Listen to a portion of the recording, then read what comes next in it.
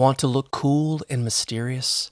Here's how to aura farm. First, get your head in the game by channeling the vibe of characters like Piccolo and Sasuke Uchiha, standing on roofs looking standoffish, or Duke Dennis, nonchalantly shaking his grapes before he eats them.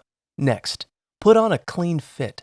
Also, make sure your hygiene is on point and you smell good because bad body odor is an automatic loss in aura points. Once you're ready, head to a populated area like a gym or a lunchroom. Locate a nearby wall and post up by leaning back casually. From there, nonchalantly look off into the distance or scroll on your phone. Just try not to use the weather app in case people catch on. Finally, if someone notices you, start a low-key conversation. Just remember to be authentic, because if you force it, people will see right through you.